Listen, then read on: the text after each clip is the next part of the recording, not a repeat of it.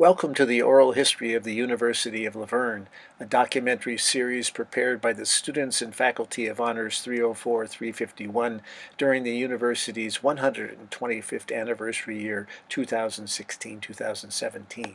Together, these three men have presided over and nurtured and served this institution of higher learning for a period of 37 years. Dr. Fosnot.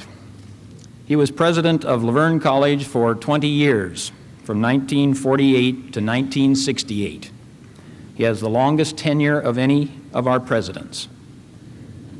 This was a bright, optimistic period in the history of the college. It was a time of growth and building after the dark days of World War II. It was a time of campus expansion and of faculty development. After Harold's retirement, Dr. Leland B. Newcomer took charge from 1968 to 1975. I would characterize those years as a fast-paced, stormy period of worldwide university expansion, major curriculum revision, and an innovative program that made the university known and copied across the nation.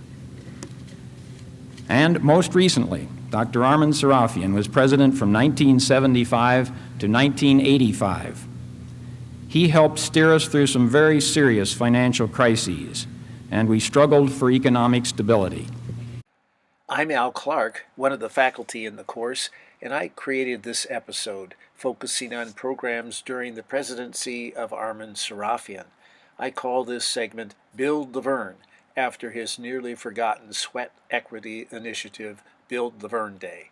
We used to do the Build La Verne Day when we do projects on campus. A lot of that was because cost wasn't there, manpower wasn't there. Yeah. But you know what? That was building community, and I loved that. I kind of miss that because then I go down to your area of campus and see what I can do to help you. And so if we're in this big ship together, let's visit each other's little staterooms. I remember Dr. Sarafian coming to my little athletic training room in painting overalls and helping paint when we were doing our own spruce-ups. And so, he definitely, he supported that. He supported it with, with finances. He supported it with his sweat equity, helping paint in there. And during these years, we saw major curriculum revision, and several new and badly needed vocational programs were added. The summer school program in public schools, which was undertaken. Another was the whole communications department, which was set up during that time. Another one was the beginning of the AAIC, the American Armenian International College, which is an affiliated college on this campus. Going to a university in Lebanon, and somehow the news came that there's an Armenian college being opened in La Verne. So because of the civil war in Lebanon, they tried to help us to apply here. For the first 25 students, I came 1976, September 1st. And then, of course, school started. Then I did my photojournalism and everything. I didn't know that it was the first year of opening of photojournalism. It's been an interesting partnership and a unique partnership in higher education. And I think it emphasizes one of the pieces of the mission statement of the University of La Verne, and that is an international understanding and an opportunity for our ULV students to have international experiences and intercultural experiences. It was political science and a minor in Middle Eastern studies. There was the American Armenian College was here at that time. And so you took classes with professors that were associated with the American Armenian College. And they cross-register in many of our classes and many of our majors and have been involved at the University of La Verne in classes and with our students for all 15 years of their existence. My courses were mostly ULV courses. I had one course in Armenian, graduate my BA in photojournalism. The entire University of La Verne community extends its congratulations on this Red Letter Day to AAIC. It's been a long time coming, but I think all of us would agree that the wait was well worth it as we view this beautiful facility. If you look at the building, you will find that around the windows we have the Dufa stone, it has tremendous significance to us because this ties our homeland with the new world, the United States. The Armenian College was a grand experiment to have the first Armenian college in the United States. It seemed like a good idea because Armenian colleges were in great trouble in Lebanon and other places because of civil wars. And so it seemed like a great idea to start an Armenian college. The downfall of the Armenian college was that it could not attract the American Armenian students, and so the leadership of the Armenian college was forced to turn to overseas. When that was fine, there were plenty of people who wanted to get out of Lebanon and Iran and come here. They didn't have a dime to their name.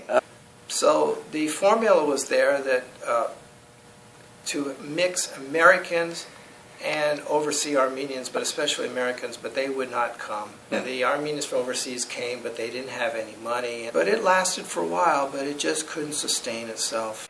After the American Armenian International College closed its doors, the University of La Verne acquired Dadian Hall and transformed it into the current Leo Hall.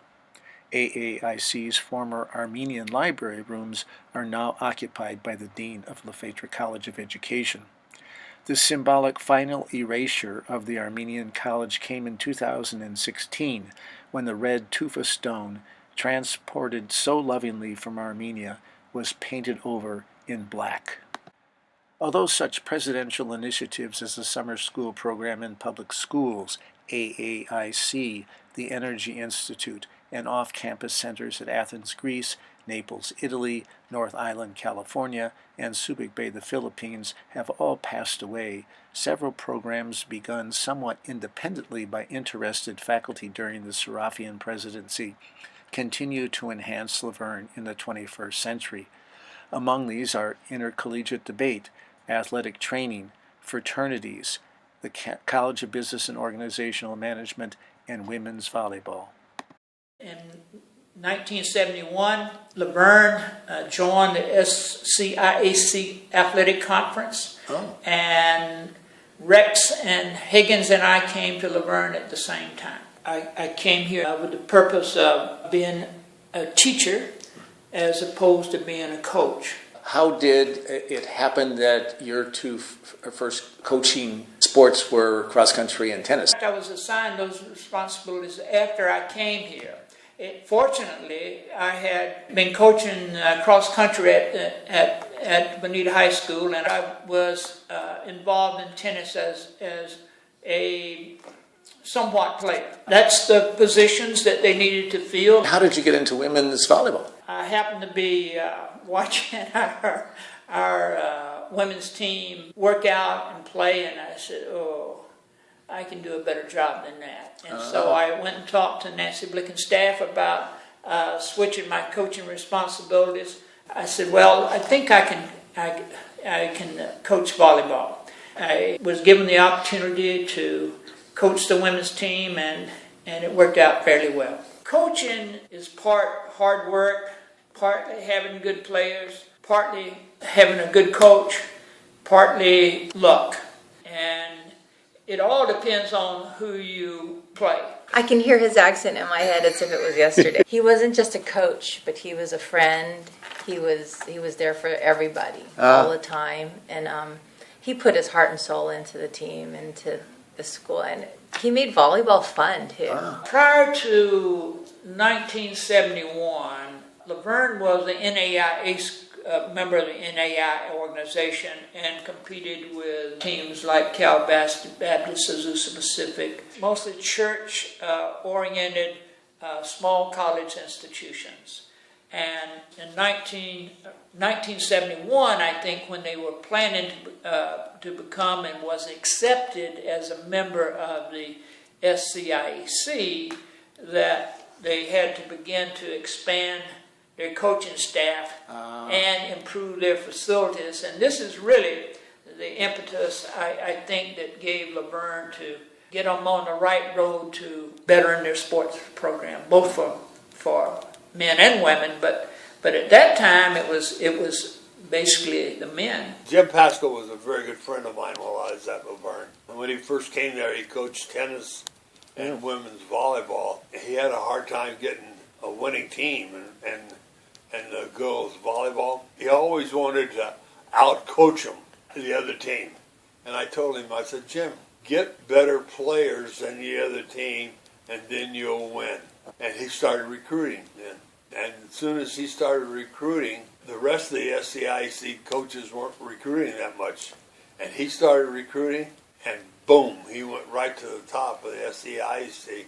Girls volleyball became very big on campus with him. I left him a big note in black thing one day on his desk. I said, get better players, and then you'll start winning. And because that's what I always did. During the 24 years that I was the coach, we won 13 conference championships, wow. Which means that we went to NCAA each of those 13 years.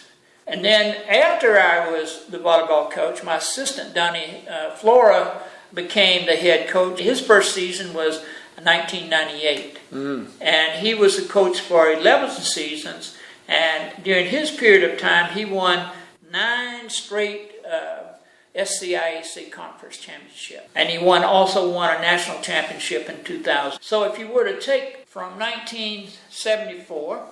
74 was your first year. My first year, and go through 2008, we would have won 22 conference championships in volleyball. He was just always had a smile on his face, had a quick laugh, and just he was very positive. Although every now and then, if you mess up on a volleyball court, he'd hit his clipboard, and a couple times I thought, ooh, is that clipboard going to ever break? It's because of him that the volleyball has become such an empire, I think, because he really did his due diligence on everything he did, and he worked hard to get us where we were. I can remember both our wins when we won nationals, and my junior and my senior year. I was coach for 24 years. In the first years, we were a member of the AIAW, which was the governing body for women's athletics, separate from the NCAA. And we won our first national championship in 1981. The last year that AIAW was the controlling organization for women's sports. That was held at the University of La Verne. The last AIAW national tournament was played at the University of La Verne. We hosted 16 teams. It was pretty neat because it was sort of a pageant. And then in 1982, we won the first national NCAA national championship that we played in. It was a good thing that the NCAA finally let women into the organization. 1981 was the first year. We had a choice of playing in the AIAW championship or the NCAA. Well, we were not members of the NCAA at that time, so we played in the AIAW championship. Both against San Diego State, and if I could have flown that day, I would have flown. I remember in the final game, there was one point where I had tweaked my knee a little, but there's no way you're taking me out of this game unless my foot falls off. I've been fortunate over the years to have had good players compared to the teams that we have played. We've had a number of players that have been named to all-conference teams, too many to even mention. We've had a number of players that were named to All-American teams. The first all-conference player in women's volleyball was Pam Monakea. Right here, Pam has been with us from the time that she was a student. Contemporary intercollegiate debate began in 1981. Our story at La Verne starts in 1912. The Lordsburg Academy held a public debate. But the modern debate, I think, started with Bob Rivera. In 1981, absolutely. Okay. Bob Rivera was brought on board by Esther Davis, who was running the communications department at the time. She wanted to revamp the speech program. He became a speech teacher here, but they couldn't hire him just as a speech teacher, so he was part of a development team, and he taught part-time speech classes, and we had a speech program open up, and that debate team and all was with the communications department for many years. And Bob basically made no apologies about anything because he said, you know what, we're going to, and he told this to me on a personal level, He goes, I always just wanted to play with the big boys. That was the language he used. If we can get La Verne debating against Harvard, that's what I want. We want to defeat Dartmouth. There were strong debaters throughout the 80s. We had people like Al Zakarian, names that resonate, like Joe Fengler, who's now a member of the Board of Trustees. Like most people at that time, you took a speech class with Bob Rivera. And Bob Rivera used his Speech 101 as kind of a recruiting ground. Everyone should do debate. So eventually everyone tries. And somehow it stuck. La Verne was not just a small institution, but when it came to debating, it would mean something. And that was his goal. And the same pursuit is that Bob in 1993 got an invitation to go to the World Championships in Oxford University, who hosted it that year. When Bob got the invitation, he didn't hesitate. He told me that story. He says, "We went to the one in '93. That's a party we have to be to. We have to be there. The big boys are there." Bob was a mentor, a role model, genuinely great human being. 1999, I was hired on for that first year officially as a graduate assistant. When I was first brought on board, there was no speech department. The speech program, I could call it, was under the auspice of the communications department. We had quite a very fast track level of success in consecutive years.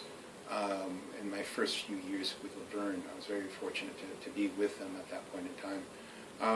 Then from the world stage, we still go to them. We went to the World Championships in January of 2000 in Sydney, Australia, where the University of La Verne made it to the World Grand Final, which is the final four teams in the world. We'd lost to Monash University, which won the World Championship that year. Unofficially, we were second place. The adjudicators all agree that but there's no such award. Usually it's just the three finalists and the winner. But everybody said it was really between us and Monash. And so that was a little hard to take. So we got very close to actually winning the World Championship. But what was significant about that is that we had defeated, in the semifinal prior to the final, we had defeated Cambridge and Oxford in the same round. The team of J.J. Rodriguez and Sean Krispinski that was a team that comprised that team that made it to the grand final. And we found success the very next year with Sean Krispinski and Stefan Chacon when we went back to the World Championships, but this time they made it to the semifinals. It's impressive to make it to the World Final twice, or the World Semifinals twice, I should say, in consecutive years. That's a very rare feat for any institution, let alone an institution like La Verne, especially since it wasn't the same team. The next year, in the 2002 World Championships in Toronto, we were ranked 50th. We unfortunately didn't make the octo final round, which is the top 32. That breaks all the way to the final. But after the preliminary rounds, we made it to the top 50. But that team was Andrew Kim and Beverly Samano. Neither of them had ever had previous debate experience until they had come to La Verne. It was the very next year, in 2003, at the World Championships in Stellenbosch, South Africa, that La Verne last had made it to the top 32. That year was Drew Kim and Travis Raymond, and they had broken 12th, so they ranked 12th in the world after the preliminary rounds. Unfortunately, they didn't advance past the octo final. They got eliminated, but they're making it that far. Breaking 12th was the highest break that La Verne ever had after preliminary rounds. They were the only team from the United States to make it to the top 32 that year. Wow. We still go to the World Championships, and we always come close, but we've never quite made the break since. Athletic training began in 1978. When I was finishing my master's degree, and I became a certified athletic trainer, so I could practice athletic training anywhere at any level, I decided I really wanted to be at the collegiate level. So when he found out that they were going to hire, for the first time ever, a board-certified athletic trainer, my mentor said, "Boy, I think this would be a great opportunity for you." You were the only athletic trainer here at the time. Yes. Did you have to do all sports? Yes. It's one of those jobs you go, oh, I love athletic training. I love collegiate athletic training. Here I am. We had gosh, I have to look back, it might have been 18 sports. It was an all-encompassing job. And so often in the first year that anybody does any new job, all I did was doing everything. I was traveling with everybody and doing it. It was probably 100 plus hours a week, but I loved it. And that's kind of what we did in athletic training in those days. We wanted to do as much as we could for as many teams as possible. Prior to that, the coaches were responsible primarily for the sports health care of their student athletes. And I guess they'd had, maybe the year before I came, a part-time EMT who provided the athletic training services. So we didn't have a lot of equipment when I started, and we didn't have an ice machine. So I had buckets that I would carry every day over to the cafeteria, get a couple buckets of ice, bring them into the athletic training room, put them in a cooler, and hope that lasted me for the rest of the day. And on game days, Ort would go to the ice company in Claremont, and he'd have to bring in big trash cans or big things of ice for us to get through the games because we didn't have that ice accessible on campus. Dwight Hannawalt one time told me, he said, now let's not baby these guys. Let's not baby them when they have, an injury. And I said, what do you usually do is for treatment when they have an injury? He goes, we go out there with an ice bucket and a sponge. By the time we get to them, they don't want that ice on their body, so they get up if they're okay. And I said, okay, well, I'll probably change the system just a little bit. We didn't have any modalities, rehab equipment. And Cal State Long Beach had done some research with the military, and the military donated all the new stuff to them, and so they donated old stuff. Still good. We had an ultrasound machine for therapy, and I think they donated a whirlpool, and they donated some treatment tables, and so we didn't have a lot of money to set that up at that point. So those donations were wonderful. Facilities weren't built for inclusion of females in the male sports domain. We had the old gym and we had the old locker room. So I had to yell, female coming through, because we had to walk right past the men's restrooms to get into the athletic training room. It took a while for us to get a co-ed entrance and a co-ed area. Not only was I the first time board certified athletic trainer here at La Verne, I was also a female. And that was unique in that time period. I think someone had told me there were fewer than 200 female head athletic trainers for college in the nation. What were students doing during the newcomer and Sarafian years? My freshman year, I think I was one of maybe 6 African American students on campus. There might have been 3, maybe 4 Latinos. There really wasn't much diversity on the campus when I came here. I was the president of the VSU. My junior year, we had gone from having 6 or 7 African Americans to I think we had like 30 or 35, 40. We had enough of a population where we actually had some money to spend. So there were a couple of years where Black History Week was a good time. We had concerts, we had name guys coming in, bid whist games late at night, card game, kind of like bridge, I guess. I was the RA at Woody. I had multiple rooms. I actually had a bedroom, and we had another space, and it was great. I mean, I had a pool table. Woody was a place to be, because it was like having a little apartment in Woody, because when in Branton, you just got that one room, but in Woody, you could have a bedroom and your bathroom space. I came to La Verne as a student in 1972 following Claremont High School and started here. Leland Newcomer, who was the president when I came, and I started as a student. I did the yearbook in 1974, as yearbook editor, and it was a great time for me at La Verne. I was able to participate in sports, including soccer, which I don't think I knew what I was doing, but I was playing soccer with my coach being John Gingrich, and I was on a track team, on a theater stage, to do so many things. What orientation was to us was to take our new students to Pilgrim Pines and have an experience at Pilgrim Pines that was just not exclusive to the new students, but inclusive of the faculty and staff of the university. And so we would invite the faculty and staff of the university, along with the executive vice president, along with the president, to come to Pilgrim Pines and become in community with our new students, to eat with them, and then at nighttime to have those special moments of Dwight, with his folk dancing, square dance. And I remember the first few times of experiencing that and just seeing it on paper, right? Yeah. You know, that we were going to have folk dancing, square dancing, led by Dwight Hannawalt. And it was like, really? 17, 18-year-olds who are now come to college and we're going to do square dancing? And there was folk square dancing, and even in those days we thought that was pretty corny.